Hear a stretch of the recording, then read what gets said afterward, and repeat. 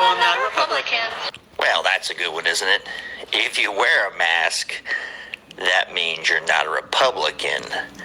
But if you don't, you're a Republican. You follow this logic here. Seem like mostly insane soccer moms with the first name Karen were against the mask in particular. Let's keep her moving. Shout out to the welfare bum that I support every day going to fucking work. Hey, could you send me a picture? I'd like to know what you look like. I'm gonna put it on my fridge to help me justify the $600 in taxes they take out of me every fucking week to keep you alive. That's a good one, right? So the people that do work and pay taxes in particular have a fond place in their heart for people who suck off the nipple of the government. I've seen that with my kids. They get a job, they call me and they say, "Hey Dad, taxes are a ripoff." Pretty typical. You're a socialist until you pay taxes, then you hate it. Let me tell you why when someone mentions white privilege to me, I address that issue quick fast based on facts. I don't have more access to special grants, loans, job training skills, and other privileges. I came up on food stamps and government cheese in a community where I was the minority. So the guy whose entire identity is drawn from black music and culture wants to tell black people how much better they have it than he does. What's funny is the special programs that you reference are proof that white privilege exists. The reason minorities need special programs to get the same education or jobs is because they weren't without it. And even at that, something like affirmative action in the workplace has benefited white women exponentially more than any other group. So even when something is made to help minorities, the white version of that still benefits far greater than anyone else. All right, enough of that a-hole. We could debate the topics, the terms, does it help, does it not help? But at the end of the day, it's never enough. If you gave folks reparations, wouldn't be enough money. If you said, hey, affirmative action was there to help, not good enough. This guy is saying, listen, I was a minority in my community, poor. I feel like things were not going my way, right? I wasn't getting the hand up. This guy has the nerve to say, well, that proves my point that you need it if you're in those communities.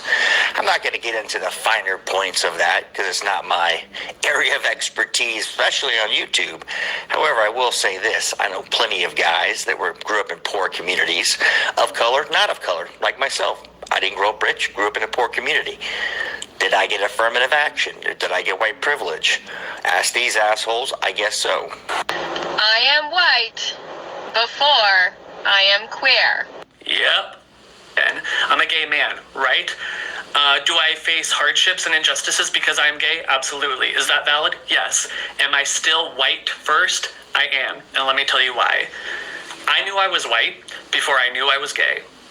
Other people knew I was white before they knew I was gay. So I have been treated as a white person, specifically a white man, longer than I have been treated as a gay man, okay? And even though I am visibly queer... Well, if I met that fine young fellow, I would see he's white and I would see he's gay almost simultaneously. How that relates to anything, I'm not sure. It's hard for me to follow these wackadoodles because I don't know where they're going half the time because it changes. One day it's because of privilege, one day it's because the BLM president earned the house, she deserved it, it was for her family, then she quits. The next day it was these people don't have it because they're from India, but yet Africans do because they were slaves. I mean, we could go down the rabbit hole. At some point, when does it end? Like, does it ever end? If we gave reparations to everybody, would it make things better? I don't know what people really want. I wish that these folks in charge of this program would just say, here's what we want exactly, or else. Just a quick reminder that white privilege extends to every part of your life in America because this country was built by white supremacists. Have a good day. We can't win, right? The country is built by white supremacists. So let's go back to the natives. Was it built by Cherokee supremacists if they took over an area? Was England built by Roman or Italian supremacists? There's no answer. If you go back in history, tribes would conquer other tribes.